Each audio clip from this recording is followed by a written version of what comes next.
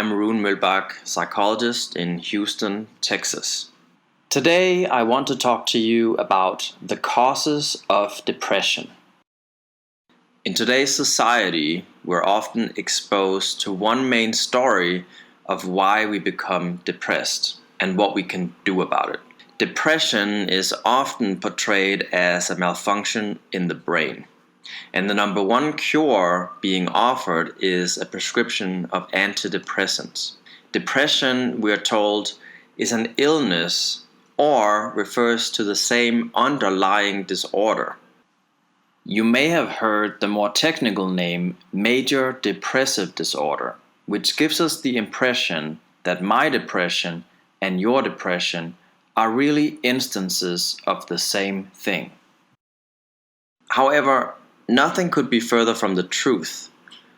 Although to be depressed often entails many of the same unpleasant signs or symptoms, the reasons we are depressed are often very varied and specific to our own individual life struggles. Instead of just focusing on the symptoms of our depression, if we truly want to get to the bottom of it, we must embark on a journey of understanding what makes us tick and what has led us to become depressed. Only then can we learn from our depression and address the underlying issues that are making us depressed. Therapists have identified many unique reasons why people become depressed. Although you must get help to discover your own unique reasons, I want to just provide some examples of some typical reasons. So see if you can recognize yourself in some of the following examples, and even if you can't, use them to think more about what might be going on in your life that is making you feel depressed. So let's talk about the first person, and we'll call her Laura. And Laura experienced a series of traumas or losses when she was growing up. When Laura was too young to really understand what was going on, her mother often left her to be taken care of by relatives, so her mother could go and have fun. For Laura, at the time, this meant prolonged periods of not feeling certain that her mother would return. Although it was only a faint memory in her adult life, she was struck by a terror at the time that no one would be around to protect her or help her if she needed them.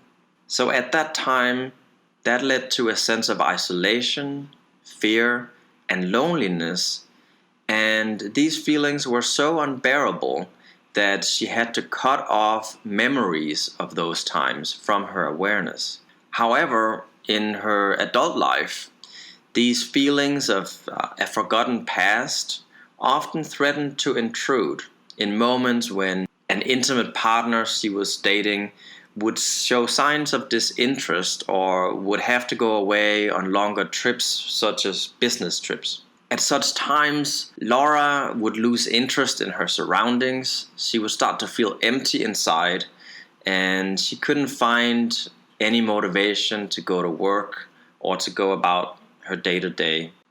She started to feel depressed without knowing why exactly.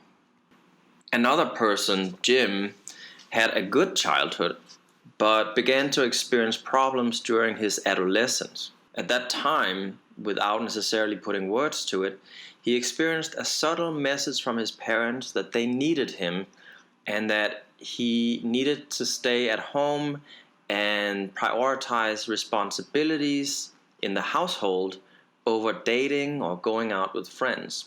And although he might have wanted to go out more at the time, he felt guilty for doing so.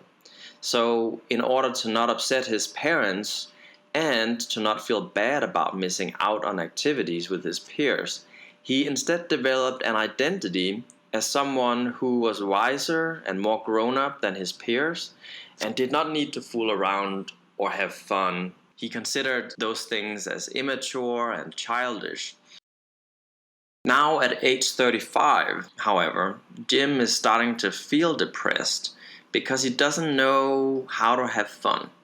He doesn't really feel like he can connect with people around him, and he's beginning to realize that all his focus on work is really a distraction from a void that he feels inside. Now let me give you one last example before we draw some conclusions. So meet Esther. Esther was always a very sensitive person who placed a lot of emphasis on other people's opinions about her. She remembers vividly how she had felt really excited about her friendship with a peer in middle school. But she had later learned that her friend had talked about her behind her back and had told some of her intimate secrets to classmates who were now ridiculing her. The pain and the shame that Esther had felt never really left her. Without consciously being aware of it, Esther had really never let anyone close to her after that event. She had gotten married, but still she felt utterly and deeply alone in her marriage, and she was never really truly able to take in her partner's or her spouse's love for her. And Esther eventually started to feel depressed, and again, she didn't really know why.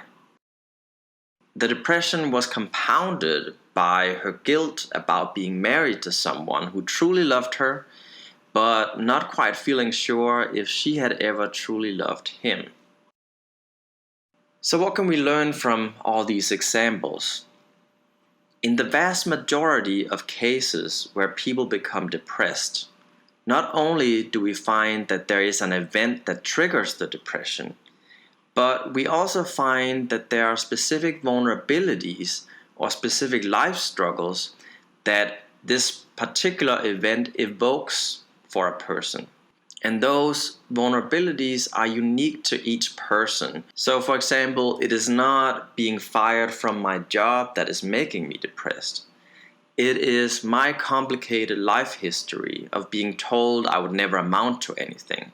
Being fired is merely reopening an old wound of feelings that I haven't dealt with. In a similar way, it is not the ending of a relationship that is making me depressed, but it is the underlying feeling that I'm not really worth loving, or the nagging feeling that I don't really know how to love, or how to allow someone to love me. In both of these cases, the underlying vulnerabilities could of course have been replaced by others. But the point I'm trying to make is that in each case, depression is merely a symptom. And it is an invitation to discover something deeper about ourselves. We all go through crises in our lives, and we all carry wounds from our past that can be triggered by events in our present life. Taking an antidepressant isn't really going to help resolve those issues or heal those wounds. So I hope you can see how simply putting a label on yourself as having major depressive disorder and focusing on treating your symptoms isn't going to do justice to the complex life issues and internal struggles that often lie at the root of our depression. If you want to truly understand and work through feelings and experiences that are causing your depression, I would recommend that you go and see a psychodynamic therapist. Psychodynamic therapy does not just focus on tips and strategies to help you combat the symptoms of depression. It helps you discover the root causes of your depression by helping you understand how past events have shaped you into a person with specific vulnerabilities and specific ways of protecting yourself. Once you have this understanding, you can begin to work through old wounds, and you can start to feel differently about yourself. If you would like to learn more about psychodynamic therapy, I invite you to explore the resources on my website at bettertherapy.com. Here you can also read more about my own approach to the treatment of depression, and you can access more articles to educate yourself about your options. So, thanks for listening in. I hope you've enjoyed the presentation today, and I hope that it has opened up new possibilities for how to think about your depression.